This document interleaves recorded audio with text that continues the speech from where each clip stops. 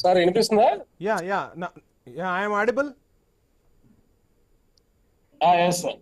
మొత్తంగా చూస్తున్నాం గూగుల్ ఎప్పుడెప్పుడు వస్తుందా అనుకుంటే వచ్చేసిన తర్వాత రకరకాల ఈక్వేషన్స్ అయితే చెప్తూ ఉన్నారు. ఇక ఐటీ మంత్రి లోకేష్ అయితే ఉద్యోగాల కల్పన దిశగా అడుగులు వేయబోతున్నాం, ఇచ్చిన మాట ప్రకారం ఉద్యోగాలు రాబోతున్నాయంటూ కూడా చెప్తున్న పరిస్థితి. అసలు ఎటువంటి ఉద్యోగాలు వస్తాయి ఆర్టిఫిషియల్ ఇంటెలిజెన్సీ ద్వారా, ఏం చెప్తారు?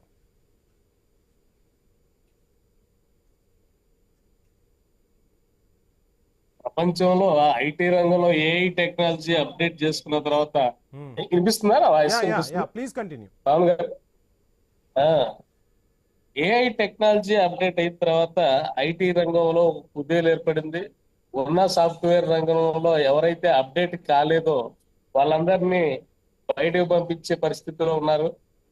అలాంటి పరిస్థితుల్లో ఏఐ టెక్నాలజీని మనం అప్డేట్ చేసుకొని డేటా సెంటర్ 84,000 కోట్లతో విశాఖ కేంద్రంగా ప్రపంచానికి ఒక కొత్త మార్గదర్శకంగా నిలిచే ప్రోగ్రామ్ ని చంద్రబాబు నాయుడు గారు, లోకేష్ గారు ఎంచుకోవడం అనేది మనకు అంటే భారతదేశంలో మనకు చాలా స్ఫూర్తిదాయకం అని చెప్పొచ్చు ఆంధ్రప్రదేశ్ రాష్ట్రం.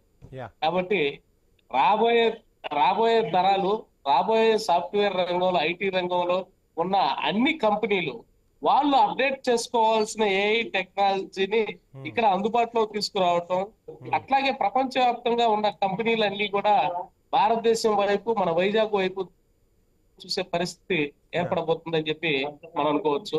దీనివల్ల ఐటీ ఐటీ రంగంలో నూతన తరానికి భారతదేశం, మన వైజాగ్ కేంద్రంగా మనం ఆంధ్రప్రదేశ్ రాష్ట్రం భారతదేశంలో నిలబడబోతుంది. ఇది మనందరికీ చాలా శుభదాయకమైన విషయం. ఎలాంటి కంపెనీలు రావాలన్నా, ఇలాంటి ప్రాఫిటబుల్, ఇలాంటి ఇన్నోవేషన్ ఐడియాస్ ఈ చంద్రబాబు నాయుడు గారి హయాంలో రావడం అనేది ఆల్రెడీ మనం గతంలో చూసాం. హైదరాబాద్ ఐటీ రంగంలో మాట్లాడదాం మనతో పాటు. ఐటీ రంగంలోనే ఏఐ టెక్నాలజీని ఇక్కడ అప్డేట్ చేసుకోవడం అనేది ఇంకా ఉదాహరణ అని చెప్పి మనం చెప్పుకోవచ్చు. రైట్, మరలా మాట్లాడదాం. మనతో పాటు రేగడి లక్ష్మణ్ గారు, వైసీపీ కీలక నాయకులు జాయిన్ అయ్యారు జూమ్ లో. లక్ష్మణ్ గారు నమస్కారం అండి. లక్ష్మణ్ గారు, నా వాయిస్